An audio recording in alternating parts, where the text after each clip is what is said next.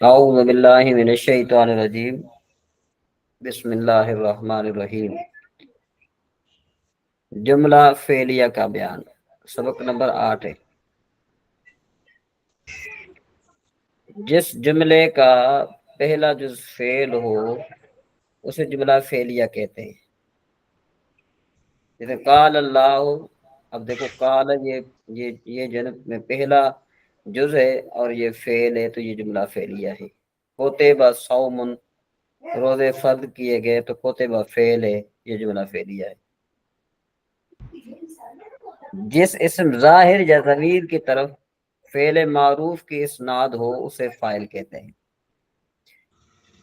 جس اسم ظاہر یا ضمیر کی طرف فعل معروف کی اسناد ہو اسے فاعل کہتے ہیں۔ جیسے دیکھو لمع البرق، تو یہاں پر اسم ظاہر یہ جو برق ہے اس کی طرف فعل منصوب ہے، تو یہ فعل معروف ہے۔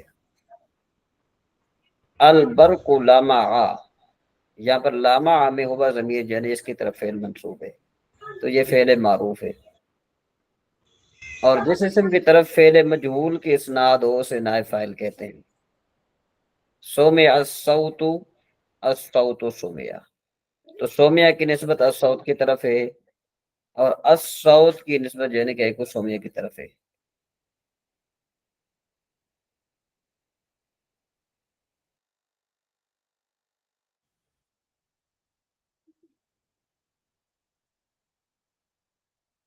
نمبر 2، فعل کے بعد اگر کوئی ایسا اسم ہو جو فاعل یا نائب فاعل بن سکتا ہو تو وہی فاعل یا نائب فاعل ہوگا۔ ضرب زید، ضرب زید، اب دیکھو کہ یہاں پر زید جو ہے نا یہ ضرب کا فاعل ہے، ٹھیک ہے نا۔ فعل کے بعد اگر کوئی ایسا اسم ہو جو فاعل یا نائب فاعل بن سکتا ہو تو وہی فاعل یا نائب فاعل ہوگا، جیسے ضرب زید اور ضرب زید۔ ورنہ فعل میں موجود ضمیر کو فاعل یا نائب فاعل بنائیں گے، جیسے زید النصر اور زید النصیرہ، کیونکہ دیکھو ناصرہ کے بعد کوئی اسم ظاہر نہیں ہے تو اس وجہ سے ہم ہو ضمیر کو فاعل بنائیں گے۔ اور زید النصیرہ، تو نصیرہ کے بعد کوئی فعل نہیں ہے، اس کو ہم ضمیر اس کو ہم فاعل بنائیں گے۔ فاعل اور نائب فاعل اسم ظاہر ہو تو فعل ہمیشہ واحد ہوگا۔ قام والد، قام ولدان، قام اولاد۔ ایک منٹ،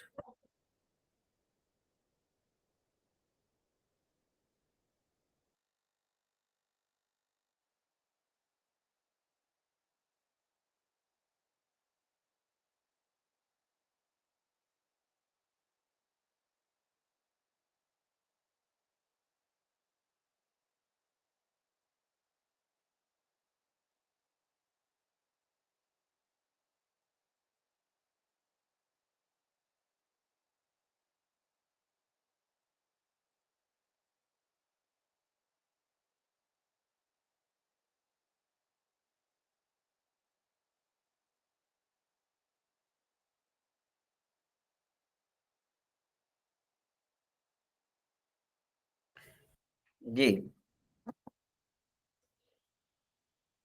دیکھو یہ 3 نمبر قاعدہ کیا ہے، سوری 2 نمبر قاعدہ تھا کہ فعل کے بعد اگر کوئی ایسا اسم ہو جو فاعل یا نائب فاعل بن سکتا ہو تو وہی فاعل یا نائب فاعل ہوگا، جیسے ضرب زید۔ اب دیکھو کہ ضرب کے بعد یہ جس میں ظاہر ہے نا یہی اس کا فاعل ہے، یعنی فاعل بنے گا کب؟ جب فعل معروف ہو، اور اگر فعل مجہول ہو تو یہ نائب فاعل بنے گا۔ تو ضرب زید میں زید جو ہے یہ فاعل ہے اور ضرب زید میں زید جو ہے یہ نائب فاعل ہے۔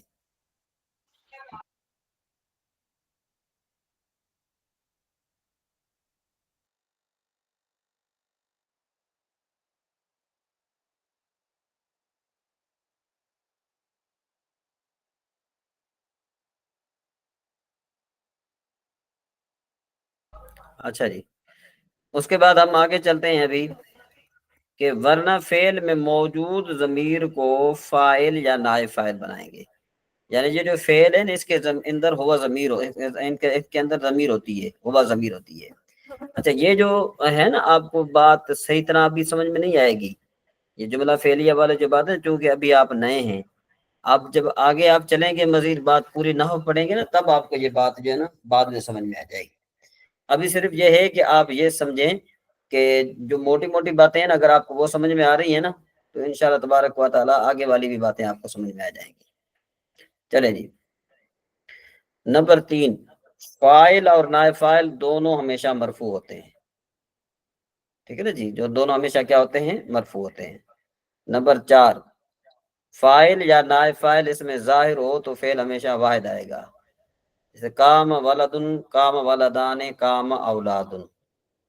اب دیکھو کہ والدن یہ فاعل ہے، اس میں ظاہر ہے، چاہے یہ واحد ہو یا تثنیہ ہو یا جمع ہو، فعل اس کے لیے ہمیشہ واحد رہیں گے۔ کام والدان، دیکھو کہ اس کے لیے بھی فعل واحد ہے، یہ تثنیہ ہے۔ کام اولادن یا اولادن، یہ بھی اگرچہ جمع ہے لیکن اس کے لیے فعل واحد ہے۔ اور اس میں ضمیر ہو تو فعل اس ضمیر کے مرجع کے مطابق آئے گا، جیسے الولد ناصرہ، اس میں ہوا ضمیر اس کا فاعل ہے، الولدان ناصرہ اس میں ہما ضمیر اس کا فاعل ہے، الاولاد نصر اس میں ہم واو ضمیر اس کا فاعل ہے، نصرہ میں کیا ہے؟ الف ضمیر فاعل ہے۔ نمبر 5، فاعل یا نائب فاعل مؤنث لفظی ہو یا اس میں جمع ہو یا جمع مکسر ہو تو فعل کو مذکر اور مؤنث دونوں طرح لا سکتے ہیں۔ جیسے دیکھو طلع شمسن، یہ جو شمسن ہے نا، یہ مؤنث لفظی ہے، تو اس کے لیے ہم فعل کو مذکر بھی لا سکتے ہیں، جیسے طلع شمسن، اور اس کی جو مؤنث ہے نا طلعت، وہ بھی ہم کہہ سکتے ہیں، طلعت شمسن بھی کہہ سکتے ہیں، طلع بھی کہہ سکتے ہیں۔ ناصر قومن، قومن جو ہے یہ جمع مکسر ہے، اس کے لیے ہم ناصر قومن یعنی مذکر کا صیغہ بھی لا سکتے ہیں اور مؤنث کا صیغہ بھی لا سکتے ہیں۔ جاء رجال میں، رجال یہ جمع مکسر ہے، اس کے لیے ہم واحد مذکر غائب کا صیغہ بھی لا سکتے ہیں اور واحد مؤنث غائب کا صیغہ بھی لا سکتے ہیں، جیسے جاءت رجال، ٹھیک ہے جی۔ نمبر 6، مفعول عموماً فعل اور فاعل کے بعد آتا ہے، اکل زید خبزن، اور کبھی ان سے پہلے بھی آ جاتا ہے، خبزن اکل زید، تو یہ مفعول یعنی یہاں پر وہاں پر پہلے بعد میں آیا ہے، یہاں پر پہلے آیا ہے، لیکن فاعل کبھی فعل سے پہلے نہیں آ سکتا۔ نمبر 7، فاعل اور نائب فاعل کبھی مضاف یا موصوف بھی ہوتا ہے، جیسے ضرب ولد زید، کہ زید کے بچے مارا زید کے بچے نے۔ اس کے بعد یہ جملہ، یہ فعل ہے، جملہ فعلیہ کس کو کہتے ہیں؟ آپ اوپر دیکھیں گے، جملہ فعلیہ کس کو کہتے ہیں؟ جملہ فعلیہ اس کو کہتے ہیں جس کا پہلا جز فعل ہو، ٹھیک ہے جی۔ اور جواب آپ کا دوسرا کیا ہے کہ فاعل اور نافعل کسے کہتے ہیں؟ تو اوپر لکھا ہوا ہے یہ کہ بھائی جس اسم کی طرف فعل مجہول کی نسبت ہو اسے نائب فاعل کہتے ہیں، اوپر لکھا ہے جس اسم کی طرف فعل معروف کی اسناد ہو اسے فاعل کہتے ہیں۔ تو یہ آپ نے جواب وہاں پر دیکھنے اور لکھنے ہیں۔ اور ان کا اعراب کیا ہوتا ہے؟ یہ ہمیشہ مرفوع ہوتے ہیں، یہ دیکھیں، یہ ہمیشہ مرفوع ہوتے ہیں، ٹھیک ہے جی، یہ ہمیشہ مرفوع ہوتے ہیں۔ اچھا، اس کے بعد پھر کہتے ہیں کہ جی کن صورتوں میں فعل کو مذکر اور مؤنث دونوں طرح لا سکتے ہیں؟ یہ چیز ہے کہ جب جو ہے نا کیا ہے کہ فاعل مؤنث لفظی یا اس میں جمع مذکر ہو تو فعل کو مذکر اور مؤنث دونوں طرح لا سکتے ہیں۔ یہ دیکھیں، یہ آپ پڑھیں گے تو آپ کو خود سمجھ میں آ جائے گا، ٹھیک ہے جی۔ اس کے بعد پھر ہے کہ بھائی کیا فاعل و مفعول فعل سے پہلے بھی آ سکتے ہیں؟ جی ہاں، یہ دیکھیں کہ مفعول عموماً فعل اور فاعل کے بعد آتا ہے، جیسا اور کبھی ان سے پہلے بھی آتا ہے، لیکن فاعل کبھی فعل سے پہلے نہیں آ سکتا، ٹھیک ہے جی۔ تو یہ آپ کو جو ہے نا کیا ہے کہ یہ اس کے بعد یہ آپ نے غلطی کی نشاندہی کرنی ہے۔ آپ کو کہاں حد تک، کس حد تک یہ بات سمجھ میں آ گئی، آپ بتائیں گے ذرا؟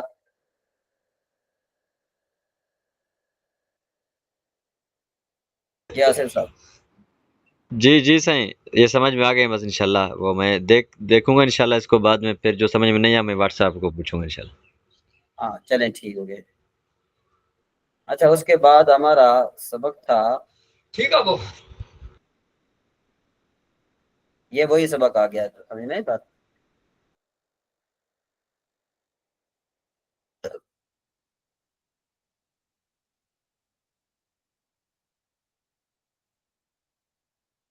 ہم پڑھ رہے تھے فعل جہد و لم پڑھ رہے تھے، ٹھیک ہے نا جی، کیا پڑھ رہے تھے؟ فعل جہد با لم پڑھ رہے تھے، تو آج ہم ذرا اس سے آگے پڑھیں گے فعل نفی۔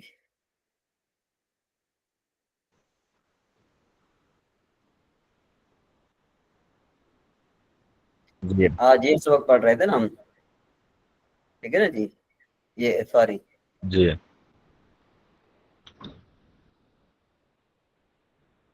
جی جی، سبق نمبر 10 ہم پڑھ رہے تھے، جو آپ نے سنا لیا ماشاءاللہ اچھے طریقے سے، ٹھیک ہو گیا یہ، ٹھیک ہے جی۔ اس کے بعد پھر آپ کا سبق نمبر ہے 11، سبق نمبر 11 فعل نفی تاکید بلن۔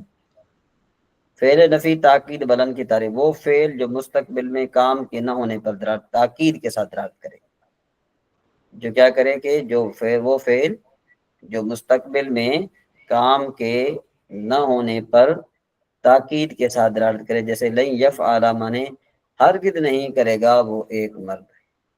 ایک تو ہوتا ہے نا یہ بھائی نہیں کرے گا، ٹھیک ہے نا، جو اس میں تاکید نہیں ہوتی، ہو سکتا ہے شاید کر بھی دے، لیکن جب اس نے کہا نا ہرگز نہیں کرے گا، تو ہرگز کا کیا مطلب ہوتا ہے کہ بالکل اب اس نے تاکید کر دی، اب یہ بات نہیں ہوگی۔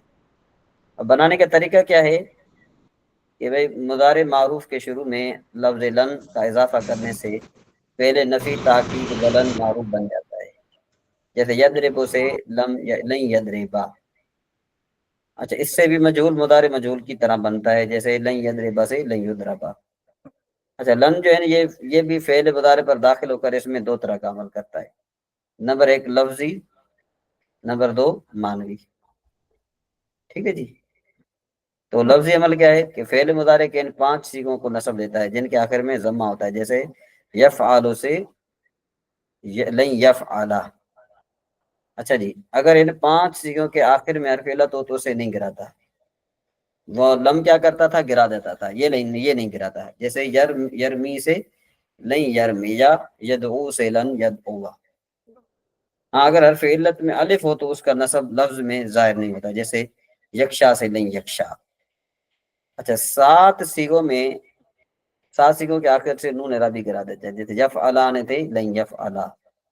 تنبیہ، لن کی طرح ان، کئے، اے اور اذن بھی فعل مضارع پر داخل ہو کر اسے نصب دیتے ہیں، اس لیے ان 4 حروف کو نواصب مضارع کہتے ہیں۔ معنوی عمل کیا ہے کہ فعل مضارع کو منفی مؤکد کر دیتا ہے، وہ کیا کر دیتا تھا جو ہے نا، وہ ماضی منفی کے معنی میں کر دیتا تھا، لم کیا کر دیتا تھا، ماضی منفی کے معنی میں کر دیتا تھا۔ یہ جو لن ہے یہ فعل مضارع کو منفی مؤکد کر دیتا ہے اور اسے مستقبل کے ساتھ کیا کر دیتا ہے، خاص کر دیتا ہے۔ یہ اس کی گردان ہے، یہ آپ نے یہ سننا نہیں ہے مجھے، اور نیچے یہ سوالات ہیں، یہ سوالات بھی جو ہے نا آپ نے سنانے، ٹھیک ہے جی۔ اور سمعن سننا مصدر سے مذکورہ بالا گردانے اپنی کاپی پر خوش خطی تحریر کرے، یعنی سامعہ سے یسمع بنا، یسمع سے پھر نہیں یسمع، اس کا آپ نے معنی بھی جو ہے نا لکھنا ہے، ٹھیک ہے جی۔ اچھا سر، یہ کیسے کرنا ہے اپنا سامعون سے، یعنی کہ مصدر نکالنا ہے؟ سمعن سے یسمع بنانا ہے آپ نے،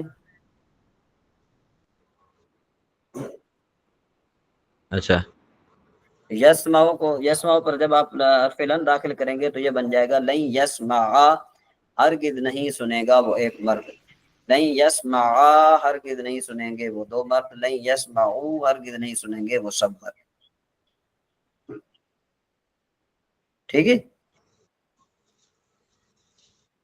ٹھیک ہو گیا، ٹھیک ہے، اچھا ایسے بنانا ہے، ہاں، اس کے ٹھیک ہے بعد انشاءاللہ۔ آپ کا طریقہ جدیدہ کا سبق کون سا تھا؟ اس کا سبق ہے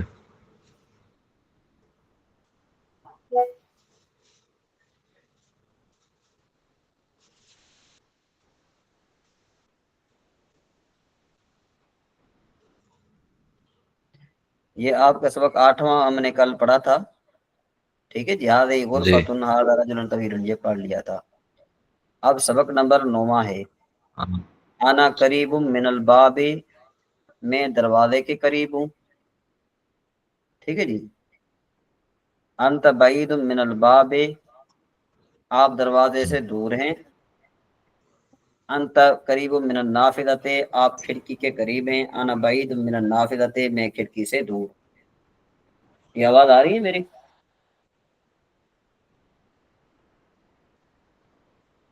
انت قریب من الجدار، آپ دیوار کے قریب ہیں، انا بعید من میں دیوار سے دور ہوں، آنا انت قریب من السبورۃ، آپ بلیک بورڈ کے قریب ہیں، میں آنا بعید من السبورۃ، میں بلیک بورڈ سے دور ہوں،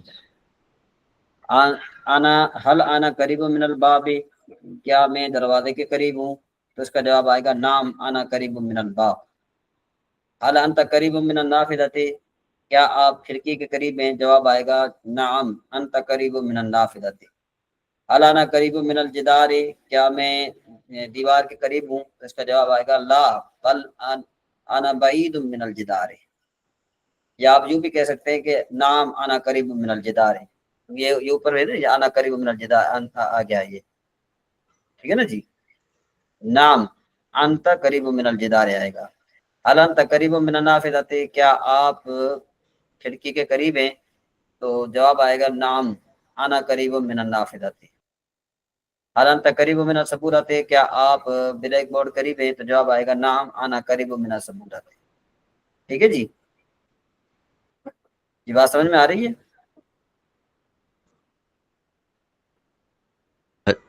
جی جی بالکل آ رہی ہے رنگو۔ ہاں، تو یہ ٹھیک ہے اوپر ہے نا حل آنا قریب من الباب، کیا میں باب کے قریب دروازے کے قریب ہوں؟ تو جواب کیا آ جائے گا نعم انت قریب من الباب۔ جہاں پر آنا ضمیر ہے نا، وہاں پر آپ نے انت لکھنا ہے صرف، بس جہاں پر آنا ہے وہاں پر انت لکھنا ہے، اور جہاں پر انت ہے وہاں پر آنا لکھنا ہے جواب میں۔ بات سمجھ میں آ رہی ہے آپ کو؟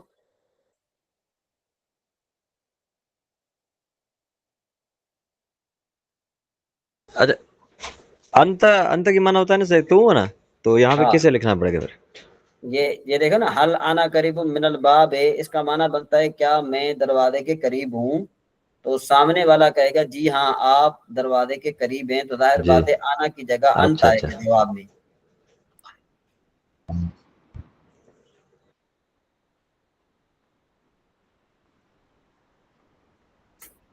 صحیح آنا صحیح، کی ٹھیک جگہ، ٹھیک سمجھ گیا۔ ہاں آنا کی جگہ ٹھیک ہے، پھر ٹھیک ہے جی۔ آپ کا سبق آج یہاں تک ہے، ٹھیک، چونکہ کل آپ نے اس کا سبق مجھے نہیں سنایا تھا، اس کا کیا کہتے ہیں اس کو، طریقہ جی جدیدہ تھا، تو آپ کا یہ سبق بہت ہے، یہاں پہ ٹھیک، یہ 4 سوالات ہیں، ان 4 سوالات کو طریقہ آپ نے جدید، یاد کرنا ہے۔ طریقہ جدید ہے۔ ہاں جی ٹھیک ہے نا جی، کل چونکہ آپ نہیں سنا پائے تھے، تو اب ہم آگے جتنا پڑھیں گے نا تو پھر آپ کے لیے اتنا ٹھیک ہے۔ فائدے مند ہوگا، پھر آپ کے لیے تھوڑا بہت چیلنج ہو جائے گا۔